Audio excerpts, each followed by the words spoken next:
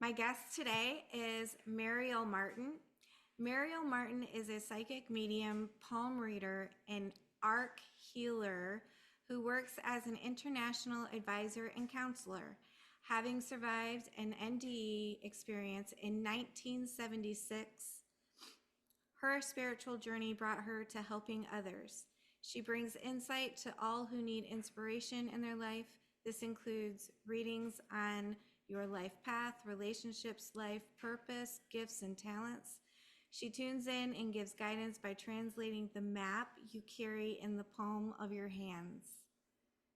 She is also the founder of the School of Arc Healing, which is shared online, and most recently, the author of Cinderella Lives in a Bomb Shelter, featured on Amazon. It is her true story written to help you overcome your past and rise above trauma. It was during her NDE that she was assigned to return and help others. She is a natural born clairvoyant, empath, and university educated counselor devoted to working with angels to help you. Welcome, Mariel. I'm so honored to have you. Well, thank you, Tia, and thank you for the wonderful introduction. So, as I'm here today with you and honored to be your guest, I do want to share the near-death experience that happened for me in 1976 because it was truly an experience that I believe I was given to share. And for people who have always had questions about death, living life, crossing over into the light, I'm going to share as best as I can what I experienced. So the way it all started for me is, first of all, as mentioned, I'm a natural born clairvoyant. However, I never expected to have an experience like this. And what happened is I was a college student. I was driving down the road. A drunk driver ran me off the road. I was brought to the hospital by a stranger I never even knew, who carried me in his arms into the emergency room where I was pronounced dead. And during the time he was carrying me, I was in and out of consciousness. By the time I got to the hospital, I was no longer in a place where you would consider me alive. I was above my body. In fact, I remember specifically being in the hospital and floating up to the ceiling where I was looking down on them working on me because I had very massive injuries that included a broken neck, back injuries, severe nerve damage, a lot that happened when my car crashed. So what happened next is really something that I think happens for everyone. And that is that as I rose above my body and they then put me in surgery, at that point, I left my body and I went up into the light through the tunnel of light, which is in itself a most incredible experience of this big tunnel. I mean, huge tunnel that was filled with a kaleidoscope of colors. And I could hear the singing of angels that was like an angelic hum. And after I went through into the tunnel, two angels appeared. I didn't know they were angels at the time. I just remember looking and saying, wow, there's a being on my left, there's a being on my right. I felt like I was flying. My mode of transportation was just to kick my legs and move through the air. And the angels at that point stopped me. They were able to just freeze my actions.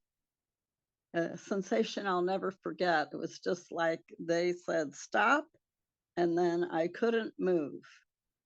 And they said, it's not your time. You're not to go all the way through. It's really not the time for you to leave right now. And I begged them. I said, please, I'm already in the tunnel of light. I really want to see what's in heaven. Couldn't I just go and see what's there? And at first they were very resistant to the idea. And we were talking back and forth, having a conversation about it. When I said, oh, you know, have a heart. Let me experience being in the light. I've come this far. And so they said, okay, but here's what's going to happen. We're going to escort you. And when you're there, you're only going to have a limited amount of time. So see what you will, feel what you feel. This is a visit. You're not to stay. And at that point, I was like, what, you know, whatever you say, fine, just let me go. So when I got permission, they basically let me zoom ahead, flying ahead of them in the tunnel. And by the way, it was kind of a long tunnel. It wasn't like a blink of an eye and you're through it. It was more like some distance to it. And much to my amazement, when I got to the end of the tunnel, I stepped out into the light, which was very bright, and Jesus greeted me. And I want to say it was a very humbling experience, because I sure didn't expect to be greeted by Jesus himself, who was standing there in white, dressed all in a white robe. And he welcomed me with such love that it felt like I was being showered in love from head to toe. It just totally filled my being with unconditional love. And he had so much light coming from him that it was like hard to see his facial features totally, because again, he was so filled with light and shining it out. And I could feel that the love brought light, that the light brought love.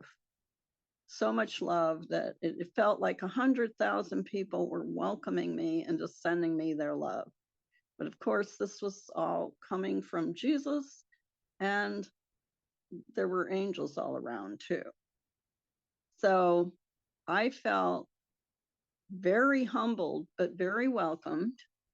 And after things settled down for a couple minutes, Jesus said, well, I want you to take a walk with me, because there's things you need to know about that I want to share with you today. And I was like, sure, you know, I'm just so glad to be here. And wow, this feels so fantastic. So Jesus and I walked over to what appeared to be a garden that was neon colors, brighter than any colors here on earth. It was absolutely glowing flowers and trees and bushes. And he encouraged me to sit next to him on a bench. And he said, we're going to do a life review for you while you're here.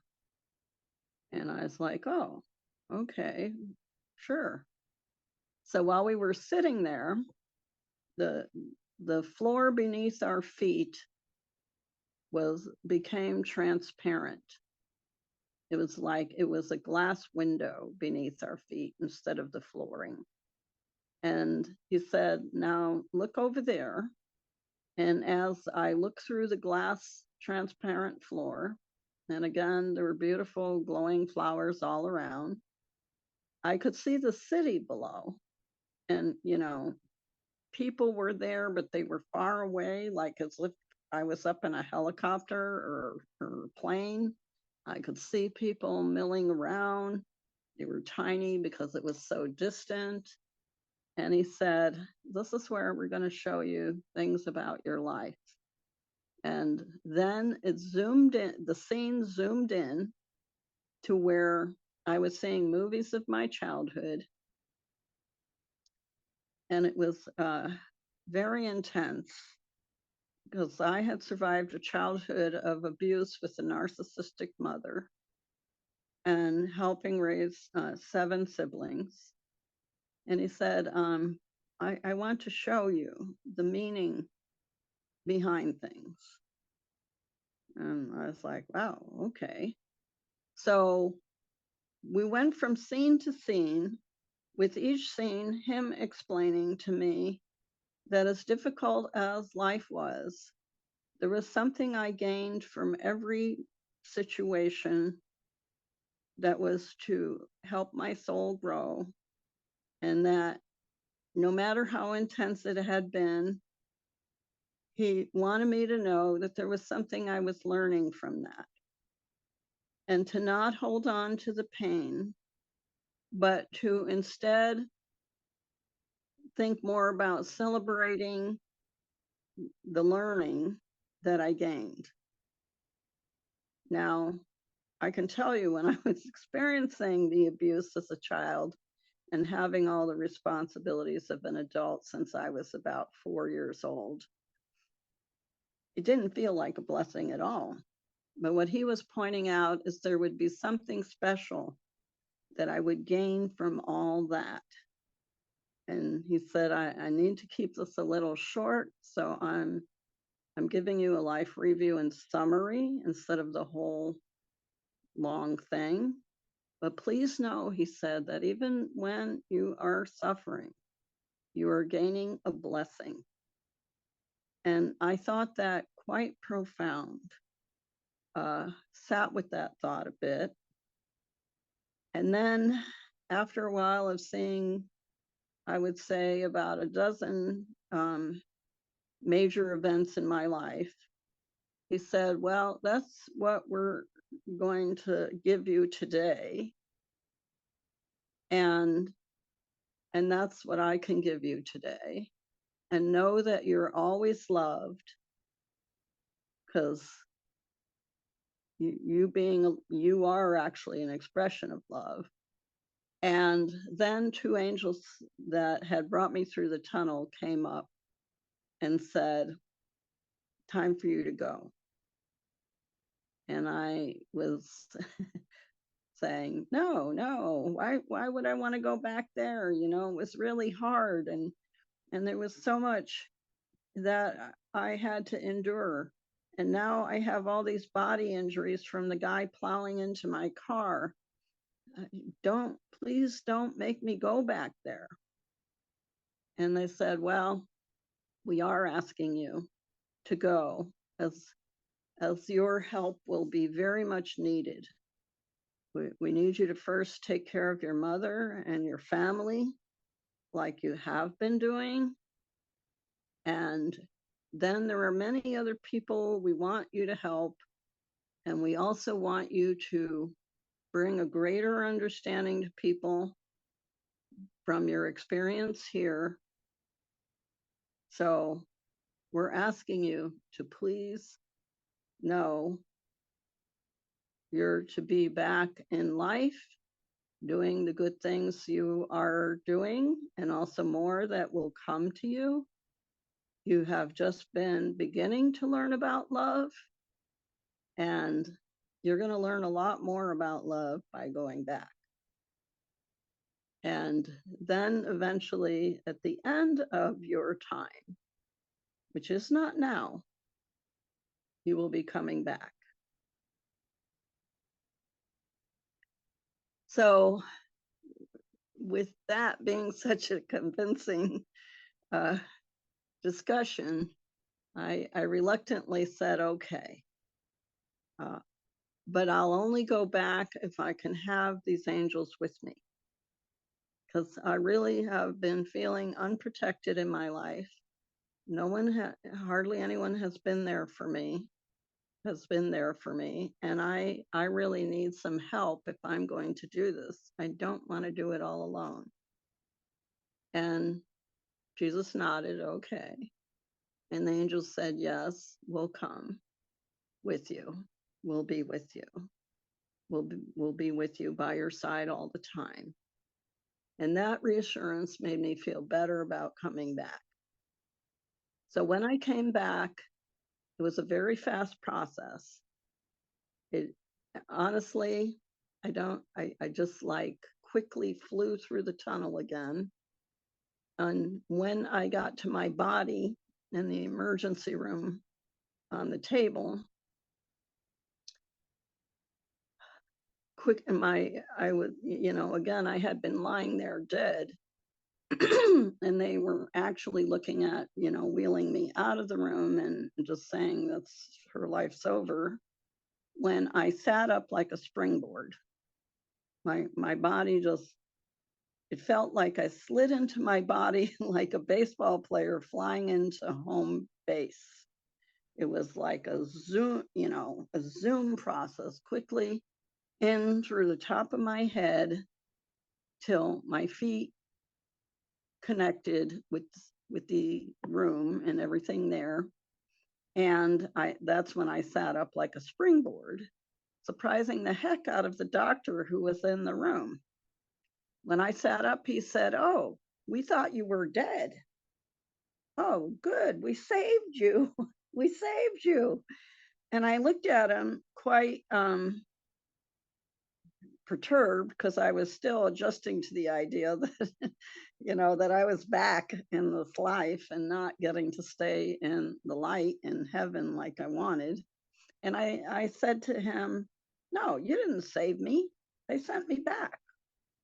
And he was like, "Who's they?" I said, "The angels and God. They told me it wasn't my time, that I needed to come back. So they're the ones that sent me here." And as you can imagine, he stood there rather with his mouth open. And he's like, "Oh, that's craziness. You must have like not had enough oxygen to your brain." And I said, "Oh no, it was very real." And I'll tell you something in a minute that to me actually proved it. He said, "Well, it sounds to me like it was lack of brain oxygen that gave you these ideas. And you better not tell anybody because they're going to think you're crazy and they're going to lock you in the psych ward." And I was like, "Well, if you say so, but I just want to go home." He's like, "Go home? You've got internal injuries. You've got massive injuries. You can't just go home." And I said, "Well, seeing how things are here, I don't want to stay here." And he said, "Well, we'll talk about that later." Now, what he didn't know that I want to share with everyone that let me know there was a lot that was happening that was for real is that when we were when I was having the discussion with Jesus and the angels about coming back, and again, I didn't want to come back. Before they agreed to come back, before the angels agreed to come back with me, they explained one more thing. And it was a male and a female angel. And I don't know why some people say angels aren't male or female. They definitely were. They have the persona of feminine energy or masculine energy very clearly. And they said, almost in harmony, they said, "Well, you need to go back because your mother would not survive losing both of you." And I was like, "Well, what does that mean?" And they saw how I was very concerned by what they said. And they said, "Well, that's all we can tell you. It's very important you go back so that your mother doesn't lose both of you." And so I just accepted that. And that's when I said, "Okay, if you'll be with me, if you promise to be with me, I'll go." And a short time after my near death experience, my brother, who was the second born in our family died. He died through a tragic situation where he was cleaning a gun and he shot himself accidentally and died instantly on the spot. He had a bullet through his heart that was accidentally self-inflicted. And so you can imagine the shock of my mother losing her son to that. And so I was there as the eldest, helping take care of her, as well as the rest of the family, as we all recovered from the shock. Then, though, in the immediate future, when I was back in my body and that doctor was there, who I found extremely arrogant and irritating, especially after what he had said to me, I just really wanted out of the hospital. I wanted out of there so much that I said, if you'll let me out, I'll get the care I need. I really can't stay in this place. And I caught a taxi home. What I didn't know is I was bleeding internally. So I lied in bed and I just lied in bed and rested. And I figured every night when I went to sleep that was going to be my final night and I would never wake up, because I just figured I would die in my sleep. Interestingly, days went by. I didn't eat. I just stayed in bed and I felt very weak. But still, through some kind of miracle, I survived. My body managed to cope with everything, not very well, because I was in a lot of pain, but it felt better to be at home in bed than to be in the hospital. About a week went by and I thought, I need to go out and get some fresh air.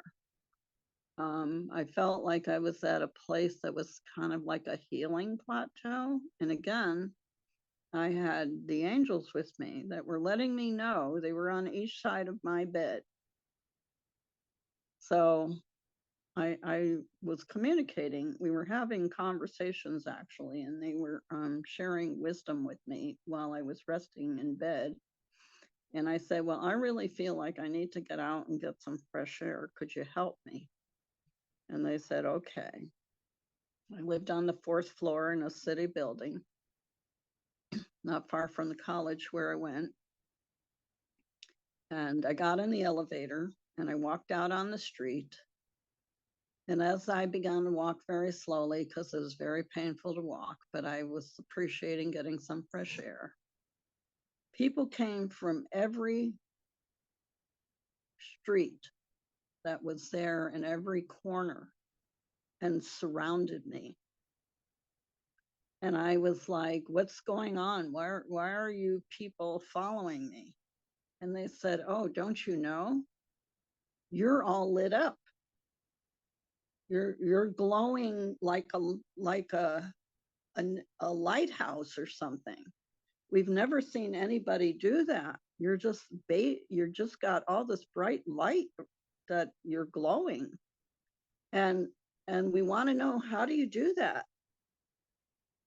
And I was taken aback. I didn't know I was glowing that brightly. But they said, yeah. And they were all like touching me. You know, there's something about you, they kept saying. We don't know what it is. There's something about you. You've got this bright light that we've never seen anybody like you before. And I said, well, you know, go away. I don't want to be followed and I don't want you touching me. And it was really an eye opener for me, because I didn't know what I look like. I mean, I had been on the verge of dying. My hair was a mess. My clothes were all, you know, just enough to get me by so I could be outside. And so when I got very adamant about leave me alone, I don't want anybody around, they did leave. And then I went back home. And I continued to stay in bed. Only by going outside, it gave me a little bit of an appetite. I had something to eat, something simple, I don't know what. And then I went back to bed. And the whole time, the angels were staying with me and talking with me. It was the most amazing conversations and dialogues going on about how things worked. The angels were staying with you and they were around you. Could you also see them, or could you only hear them and speak to them? Oh no, I can see them. Yeah. There's Zephyrus and there's Sarah. And Zara and Zephyrus were very beautiful, first of all, to look at. Imagine like they were 7 feet tall. Okay, so they were definitely angels. They were 7 feet tall and beautiful prisms of light coming from them. So, them also being so big it made me feel kind of protected, you know, like they were 7 foot tall. The woman had long blonde hair. The man had long hair too, but his was brown. And a real peaceful look upon their faces. And very, everything about them was kind and loving. So I felt like even though I was hurting all through my body, as you can imagine from the injuries I had, they told me that I would be okay and they would also work on me, which they did, evidently, because how else could I survive out of the hospital with all those injuries, right? And, it's amazing that I even got to escape from the hospital. It was just how I thought of it, is I needed to escape from that environment. And then eventually I would go for longer walks. I would pick a time of day that I figured people would not be around so much so that nobody else would come up to me. And the whole time I was getting educated by the angels, which is, as I like to think of it, is my near-death experience turned my life upside down so I could turn everything right side up. And yes, I kept my promise and I took care of my mother, even though she was a very narcissistic, borderline personality person, um, who just really was verbally abusive the whole time I was doing things for her. And I just figured I was there to be of service and did my best to also comfort my brothers and sisters and take care of them. And so then the time came that eventually uh, it was so painful to walk that it felt like I was having labor pains because it was all through my pelvic region that I had injuries. And someone who knew me said, "Oh, you need to go to a doctor and have them do something for you." So I said, "Well, as long as I don't have to go to the hospital, I'll go do that." And I did. I got medical care from therapists um, who helped me to understand what was going on and to help me get well. And at one point they said, "Well, you have so much injury in your pelvic area that we're thinking with it being so difficult for you to walk that you should be in a wheelchair." And I absolutely fought that too. Being a stubborn person, I said, "There's no way that God would send me back to be in a wheelchair. I'm not getting in the wheelchair. I don't care how hard it is to walk. My faith in God is that I will get through this somehow, and I'm here to help, not to be in a wheelchair. That would just slow things down too much. So, no to that. So is your body all healed now? Yes. No, So, no injuries left over from that. That was extreme. exactly. And in fact, like at one point, it went on for a long, I have to say, I didn't heal all that fast, but I did just tap into my inner strength and know that with angels with me, that's it, somehow I would be okay one day. And it took about 4 years to heal. And there were one doctor who would refer me to another doctor, and they didn't really understand how I managed to survive all that. And at one point they said, well, we want to put a metal rod up your spine and your neck because you're still having too much going on with your back injury. And I said no to that too. I said, no, I'm not taking a metal rod in my neck, you know. And they said, well, if you don't, you're going to have neck problems. And I said, I'm just not doing it.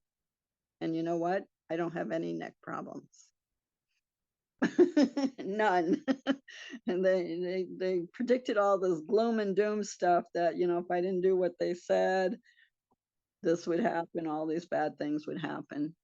But what they didn't take into account is I had the angels pouring healing into me. Now, as I got better, there was a day that I was sitting around going, all right, I am feeling so much better. I'm starting to be, back to my usual self. And I went and I picked up a light bulb, was just going to put it in a lamp because the lamp bulb went out. And when I picked up the light bulb, it lit up in my hand. And I was like, what? How could I light a light bulb just by holding it? I don't understand. So I put it down, and then I thought, well, maybe that was just a one-time thing. Let me pick up the light bulb again. And so I picked up the light bulb and it lit up again. And I was like, wow, there must be some kind of current running through me. The, the angels are really helping me out, I guess, because how could I, do that? I mean, that sounds impossible, except that I was seeing it with my own eyes. And I was also feeling the current of the bulb when I would hold on to it. So I put it in the lamp where it belonged. And that day forward, in fact, a little bit even before that, but I didn't piece it together what was happening, is when I would go anywhere, I was turning electrical devices on and off just by walking by them. So one day I felt well enough that I actually went into a department store, a large department store, and I said, oh, I'm just going to go get some things. And the whole store electricity went out. And then it dawned on me, uh-oh, this might be because of me, because I've been turning devices. I'd go in the deli, the condenser would act up. I went in a stereo store one day, the stereos were going on and off by themselves. And so when I was in that department store and the electricity quit keeping the lights were on anymore, I said, well, let's just see. I'll go step outside. I don't know what's happening.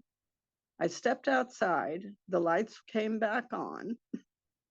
I went back in the store. The lights went off. So it was very obvious that there was some kind of current that was coming through me from the angelic healing. that I had been receiving to be able to live my life and move around. And so I lived with that for a while. Eventually, I found a person who was a doctor, an actual MD, who said, "Oh, you really are having a surge of electricity. Let's work on you to help that balance out." And I was like, "You know how to do that? Nobody else does." And I was very gifted with finding this person who had more of a sense that I had something very powerful coming through me and helped me to balance that surge of light and energy. And it was after that that I was able to send healing to people. That really is amazing to me. I think it's fairly common actually. I was just having a conversation with a couple of my friends about their difficulties with technology, and they're very connected spiritual people. Why do you think that is happening with you? Why do you think that happened? Well, I think they were infusing me with a healing power so that I could transmit it to other people. And now I've been doing that healing with people actually like, over 25 years, a long time. Because remember, my near death experience was in 1976, but it took me a while to learn how to be well and heal myself. Well, I didn't heal myself, but I had help with, medical people helping me heal and the angels healing me before I could get to the place of going, wow, I need to share this with people somehow. And I hear you. There's a lot of people with strong energy coming through them that are having problems with technology, which is not unusual for me as well. But the most amazing thing is I've been given this gift out of, almost dying so that I could help other people feel better. And they absolutely do. When people come in for arc healing, of course, most people are like, well, what am I to expect? And and they feel a lot of sensations in their body while I'm sending it through them. I'm a conduit.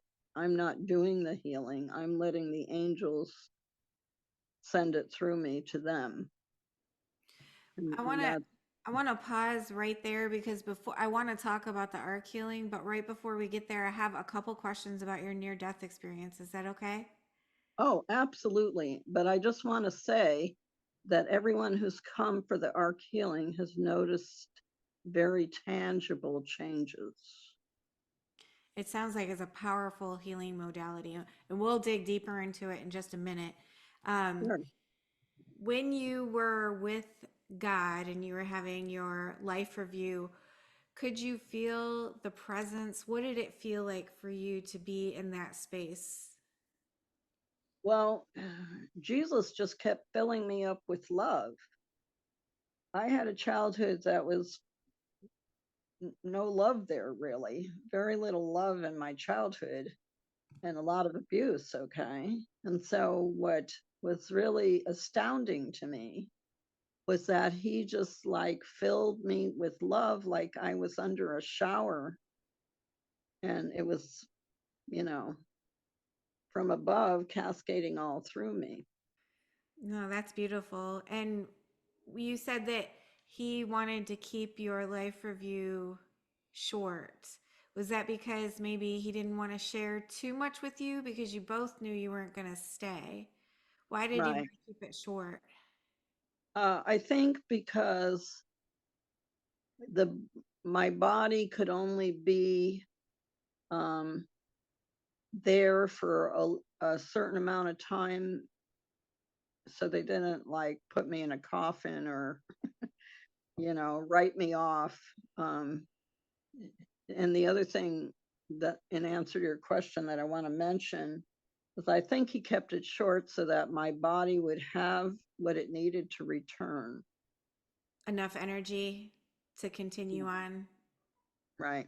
That makes sense. And um, and the other thing that I noticed is that while I was dead for over an hour, somehow my body still, continued to live. But the thing was that it felt like a whole day on the other side. Mm. So what I'm, mentioning as a short life review wasn't that short. It was maybe shorter than what people get when their life is at its time to end. Yeah, that's a very common thread is that time feels very different over there. It doesn't pass the same or there's no time at all than here.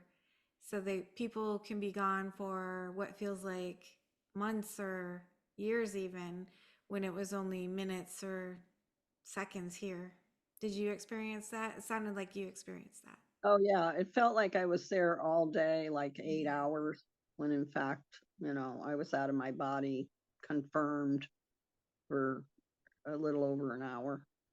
While you were over there, did that side feel more real to you than this side or It's more loving, more loving? and it definitely feels very alive. And that's how I know that we don't ever really die. That, people think, oh, you're dead, and you're in the ground, or you're wherever your body got put. But the fact of the matter is that it's very alive. It's a very alive experience, and you feel everything, you see everything. There's no feeling dead. It's actually very rewarding to have that much love be showered all through your being. It sounds just amazing for sure. And It is. so, as a result of your near death experience, you went through years of healing. And then, after you healed, you've always had these angels around you. And now you have developed, or the angels maybe developed you into a conduit for healing. Tell us about this arc healing and how does that work? What is this? Okay. So the art healing comes through in ways that can be physically felt. And then I send it from my palms like this. Okay. And it looks, if you were to watch me, it looks more like I'm doing a little dance or some Tai Chi.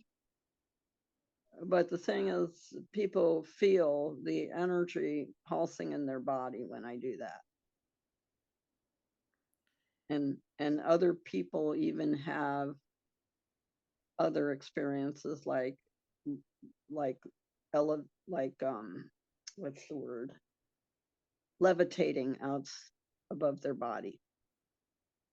And so more people, I have a healing center, and more people have had out of body experiences during arc healing than probably anything else you've ever heard of, because it's all about, when I go and work with them, my intention is to heal whatever emotional trauma or disappointments they had by sending it through.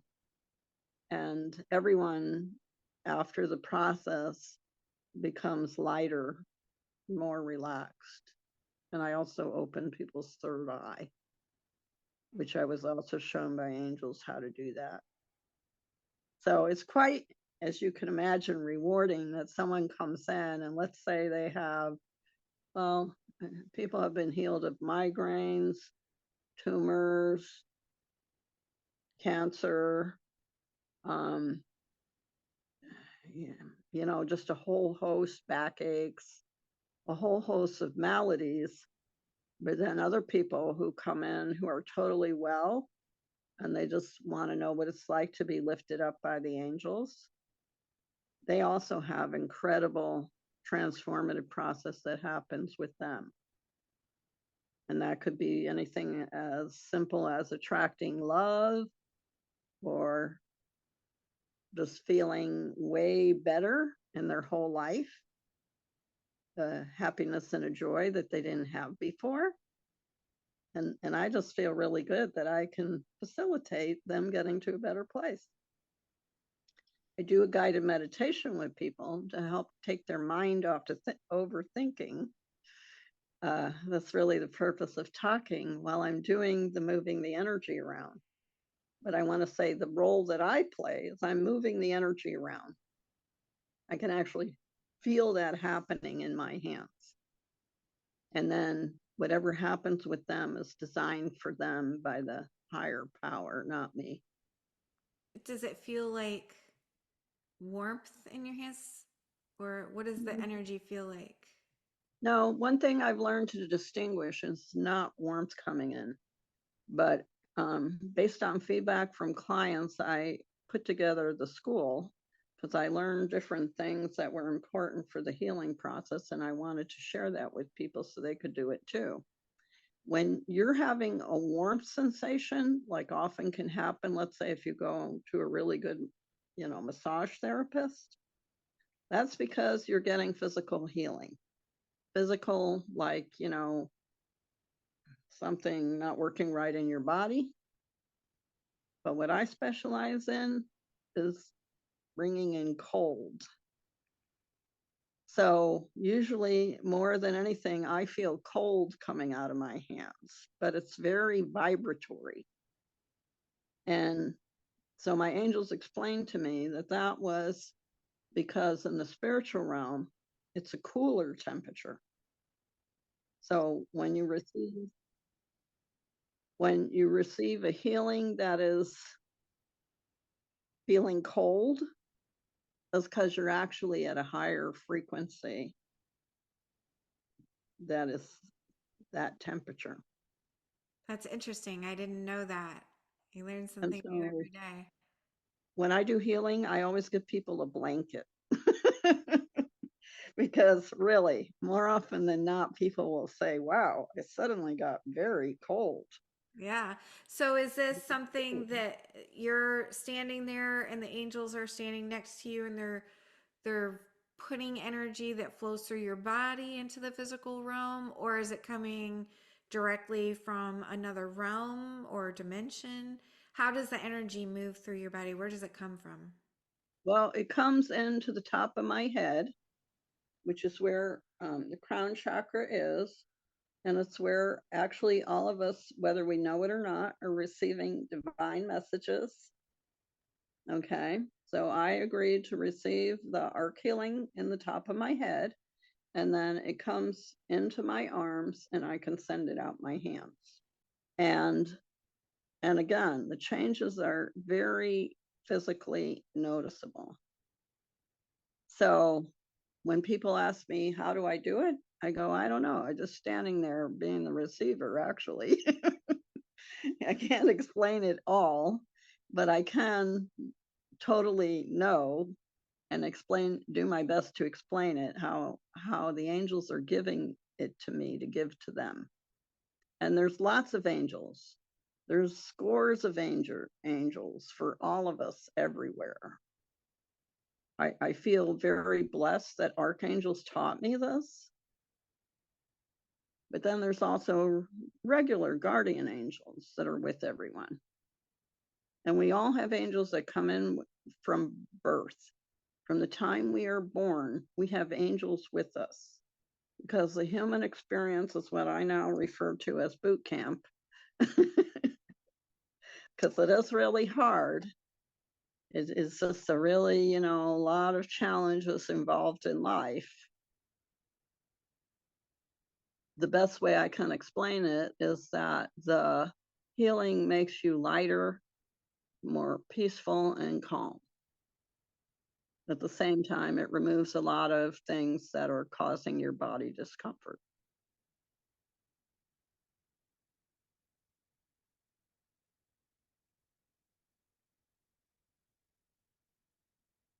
Wow, there'd have to be a lot of them that I would put up there as very powerful.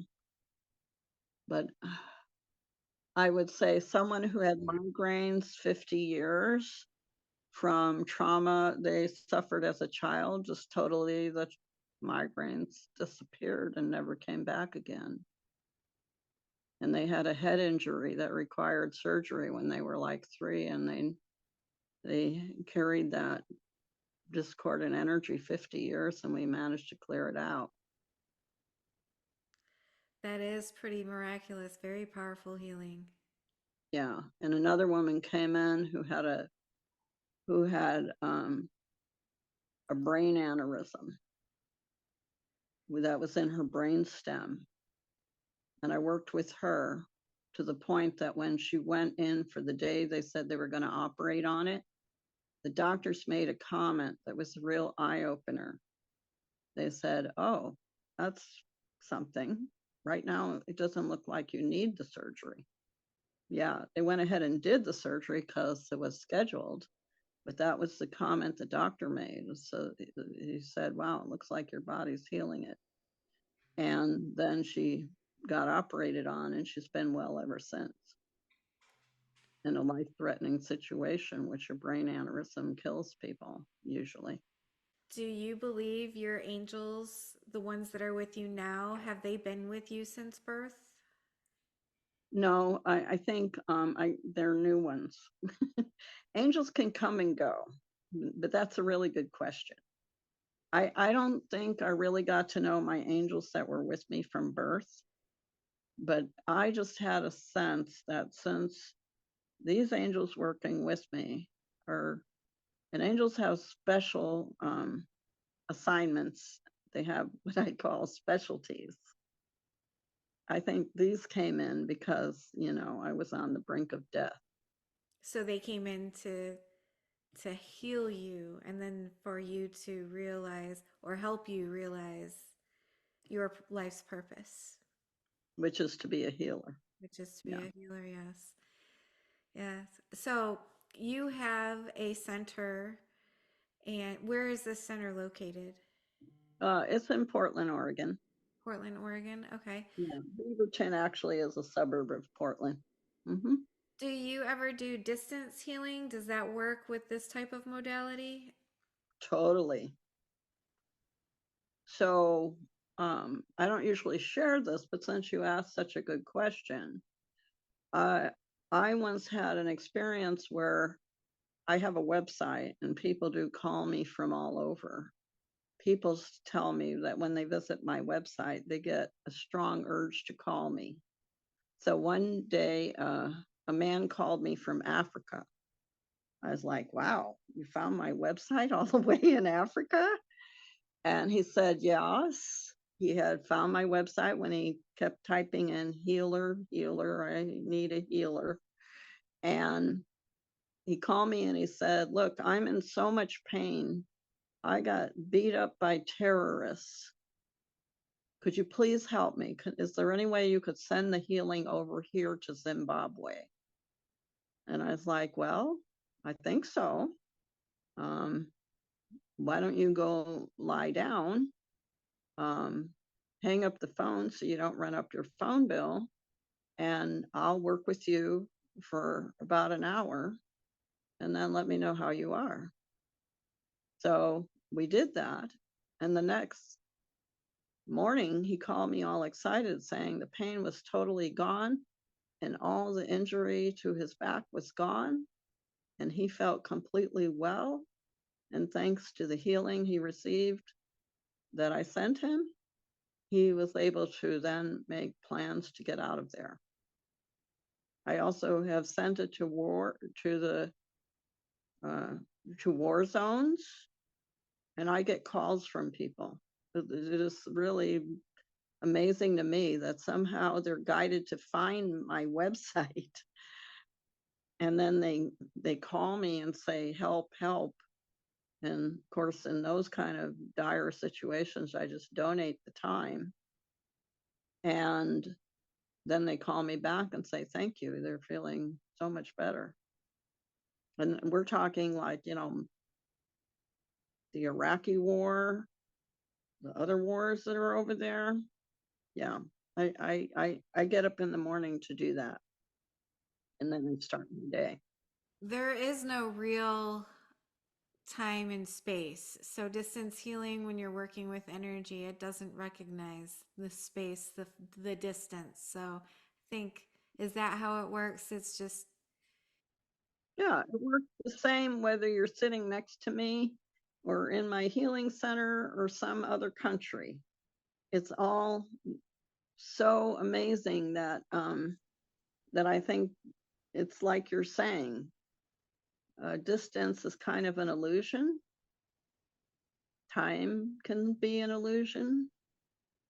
We're here thinking time and distance are very definite because we're in the third dimension.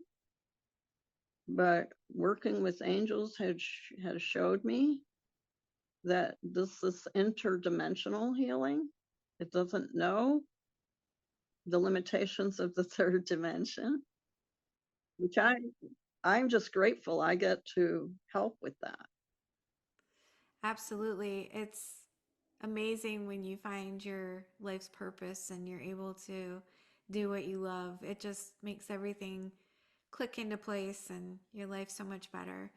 I'm very happy that you were able to find what you're doing and that you're so good at it. You've seen some miraculous things, so that's really amazing. And if people wanted to reach out to you, what would be the best way for them to find you? My website, which is invite to insight. Two is a number, but you can type in the word two and you'll still find it. Invite to insight.com. That's how people have been finding me for about 30 years now. Great. And do you have any last words of wisdom for people who may be grieving or facing death since you've been on the other side? First of all, it's a wonderful, rewarding experience to cross over into the light, which we all do. By the way, there is no hell. That's a misconception. There's different levels of heaven, but there is no hell.